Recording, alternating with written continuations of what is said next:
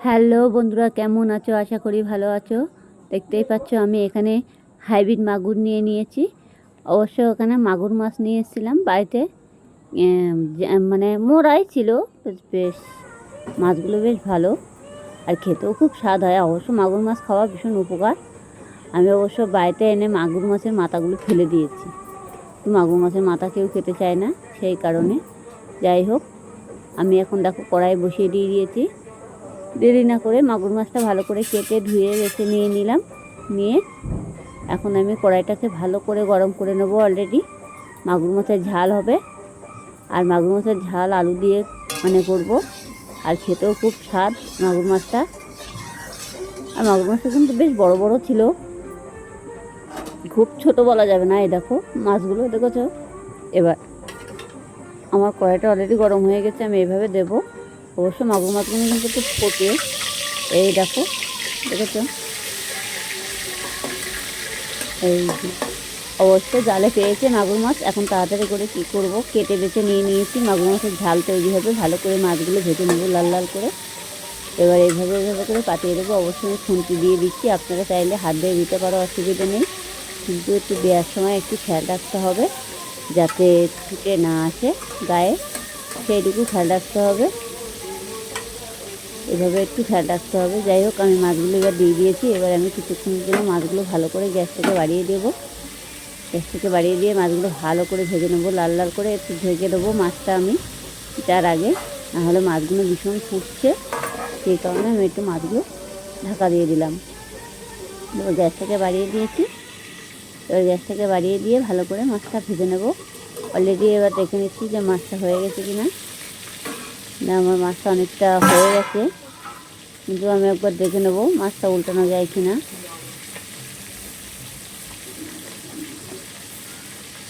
একটু লেগে লেগে আছে এখনও, আর একটু জাল হবে যেটি হোক। আর মাগুর মাছ যতই কড়াই গরম করো না কেন, অনেক সময় কড়াইয়ের মধ্যে লেগে যায়। সেই দিকে একটু মাছটা ভাজার চেষ্টা করবে, না হলে মাছটা ভেঙে যাবে।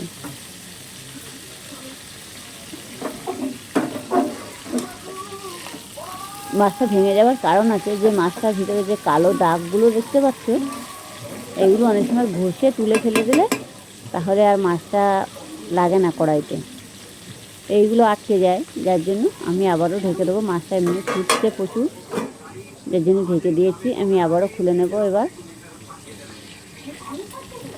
খুলে নিচ্ছি। এবার উঠে যাচ্ছে মাছগুলো, দেখতেই পাচ্ছ, দেখেছো? মাছগুলো একটু ঢেকে ঢেকে ভাজতে হবে, তাহলে উঠে যাবে। এইভাবে করে মাছগুলো তুলে নিতে হবে ভেজে। দ্বিতীয়ত আমি একবারে অনেকগুলো মাছ দিয়েছি, যার জন্য মাছটা একটু টাইম লেগেছে ভাজতে। মাগুর মাছ একটু ভাজতে টাইম লাগে, একটু কড়া করে ভাজতে দেখবে এমনি কড়ার থেকে ছেড়ে দেবে। আর বেশিরভাগ মাগুর মাছটা ছোটই বেশি। এটা হচ্ছে হাইব্রিড মাগুর, কিন্তু এটা ছোটো মাছটা। বেশ বড় ছিল না, কিন্তু বেশি ছোটও বলা যাবে না। মাছটা দেখতেই পাচ্ছ পিস পিস করা আছে। এই যে আমার কিন্তু কড়াইতে পুড়িনি কোনোভাবে, দেখেছো? মাছগুলো এভাবে ভেজে নিতে হবে। এই যে ভেজে নেব। আমার মাছটা পুরো উল্টানো হয়ে গেছে যেটি হোক। এবার আমি গ্যাসটা বাড়িয়ে দিয়েছি।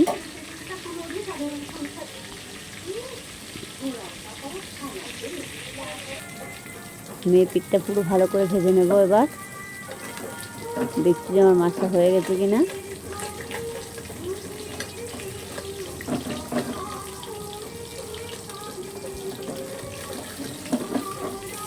মাছটা উঠে যাচ্ছে যেটি হোক। মাছটা এবার আমি তুলে নেব।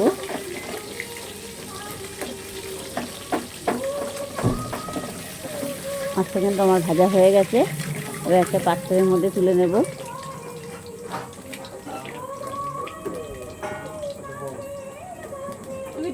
তুলে নিয়ে নিয়েছি। একবারে মাছগুলো পুরো উঠে গেছে। এবার কড়াইতে যেগুলো লেগে থাকবে সেটাকে আমি খুন্তি দিয়ে তুলে ফেলে দেবো আর কি।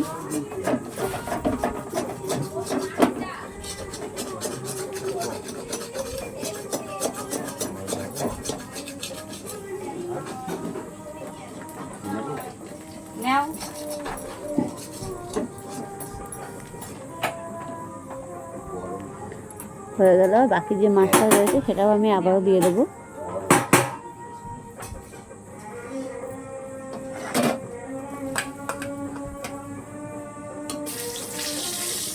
এই যে দিয়ে দিচ্ছি।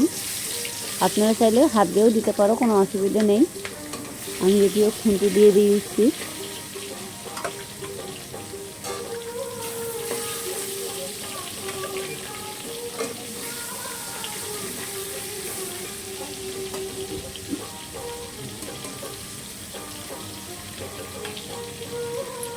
হয়ে গেল মাছগুলো দেওয়া।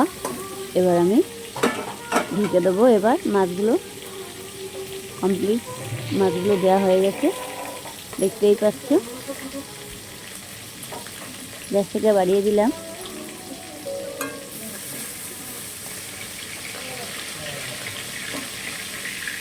মাছটা কিন্তু আমার ভাজাও হয়ে গেছে দেখতে দেখতে। এবার তো কড়াইটা অলরেডি ভালোভাবে গরম করে নিতে হবে, তাহলে কিন্তু মাছটা দ্রুত ভাজা হয়ে যাবে।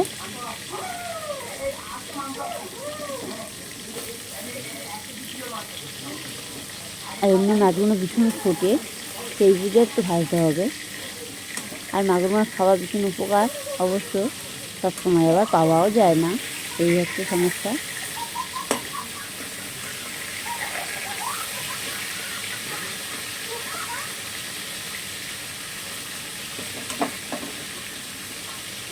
উল্টানো হয়ে গেল মাছগুলো আমার। এবার তার আগে আমি কী কী মশলা দেবো সেইগুলো কেটে কুটে গুছিয়ে নেব। আলু কেটে নিয়েছি, পেঁয়াজ কেটে নিয়েছি, টমেটো কেটে নিয়েছি। আমি মাছগুলো তার আগে তুলে নিই, তারপরে আপনাদের মানে ছবিগুলো, ভুল বলছি, ছবিগুলো বলছি কেন,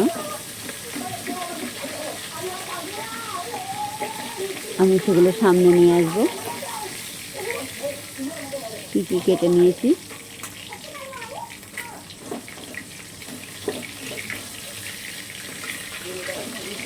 মাছগুলো পুরো চিপকে যাচ্ছে কড়ার ভিতরে, মানে আটকে যাচ্ছে আঠার মতো। যাই হোক, মাছগুলো কিন্তু আমার ভাজা হয়ে গেছে, আমি এখন তুলে নিয়েছি। এবার বাকি কী কী দেবো মশলা সেটাও আপনাদেরকে দেখাবো, আর কী কী সবজি দিচ্ছি সেটাও দেখিয়ে দেবো।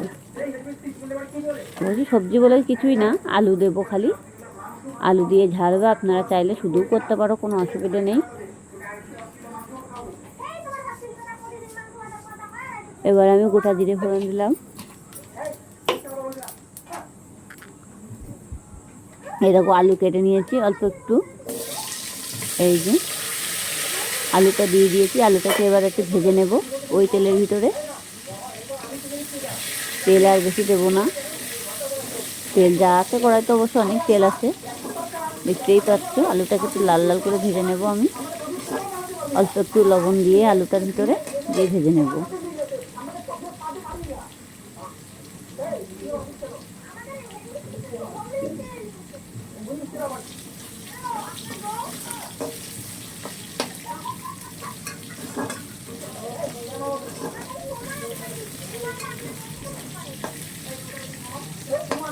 আলুটা কিন্তু আমার অনেকটা ভাজা ভাজা হয়ে গেছে, লাল লাল ভাব হয়ে গেছে, দেখতেই পাচ্ছ। লবণ দিয়ে দিয়েছি। আমি আবারও নাড়াচাড়া দেবো আলুগুলো।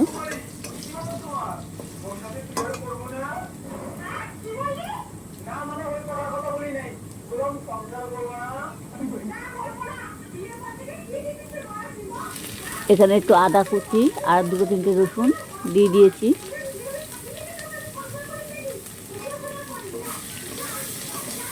আলুটা তোলার কোনো দরকার নেই, এর মধ্যে দিয়ে ভালো করে ভেজে নিতে হবে, যাতে কাঁচা গন্ধ ভাবটা না আসে, সেরকমভাবে ভাজতে হবে।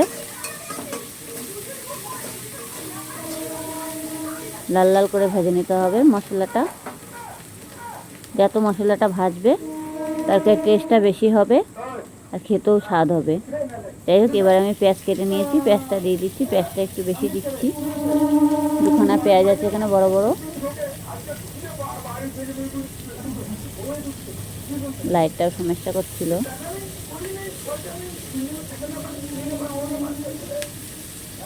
টমেটো দিয়ে দিয়েছি দুখানা, আর কাঁচা লঙ্কা দিয়েছি অল্প, 4টে কাঁচা লঙ্কা দিয়েছি। আপনারা যেমন ঝাল খাবেন তেমন দিতে পারবেন, কোনো অসুবিধা নেই। এবার এটাকে ভালো করে নাড়তে হবে, অলরেডি পুরো ভাজা ভাজা করে ফেলতে হবে নেড়ে।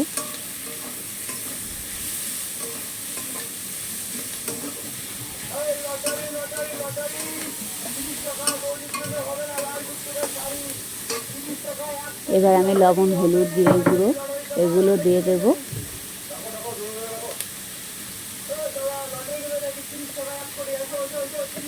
লবণ দিলাম, এবার হলুদের গুঁড়ো দেব।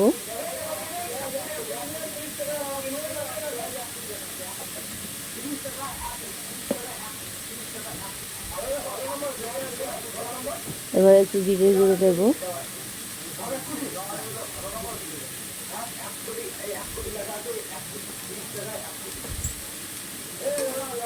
এবার এটাকে ভালো করে নাড়তে হবে, লাল লাল করে ফেলতে হবে নাড়াচাড়া দিয়ে।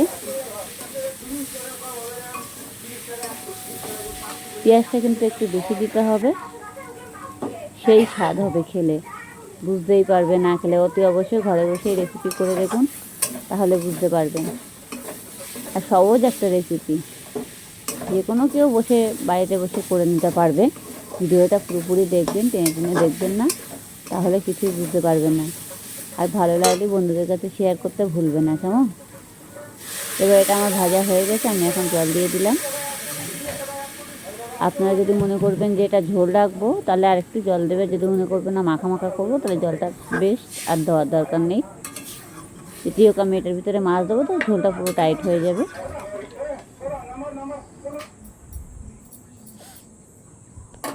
এখন আমি ঢাকা দিয়ে দেব। চলো, আমি কিছুক্ষণ পরে আবারও ফিরে আসছি, ততক্ষণে হতে থাকুক। এবার আমি ঢাকাটা খুলে নেব। অলরেডি তরকারিটা আমার ফুটে গেছে। এবার যে বাকি মাছটা ভেজেছিলাম, সেই মাছটা আমি এখন দিয়ে দিচ্ছি। দিয়ে দিলাম মাছটা।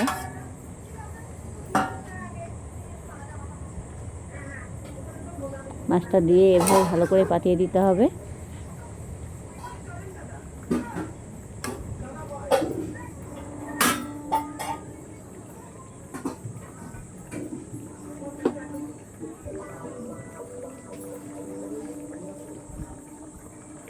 এবার আমি গোলমরিচ আর জিরের গুঁড়ো ভেজে রেখেছিলাম, সেটা আমি এখন দিয়ে দিচ্ছি অল্প করে। তোমাদের ঘরে যদি থাকে সেটা দিতে পারো, না থাকলে না দিও, কোনো ব্যাপার নেই। এটা দিলে পরে কী হবে, ভাজা মশলাটা তরকারি টেস্টি হবে, আর গন্ধটাও ভালো লাগবে, খেতেও খুব ভালো লাগবে।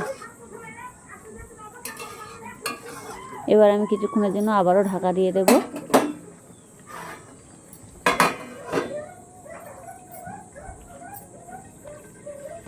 ঢাকাটা খুলে দিয়েছি। তরকারির ঝোলটা কিন্তু অনেকটা হয়ে গেছে, দেখতেই পাচ্ছ। আর একটু ঝোলটা কমবে, যেটি হোক। একদম পুরো তরকারিটা কিন্তু পুরো বসে যাবে।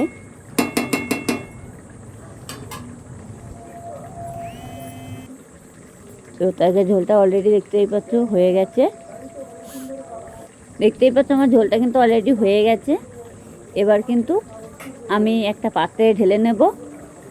অলরেডি ঝোলটা বেশি মারবো না। অবশ্য দেখো আমার পাত্রে ঢালা হয়ে গেছে। ভালো লাগলে লাইক কমেন্ট করতে ভুলবে না, কেমন? বাই, টাটা, আবার পরে দেখা হবে।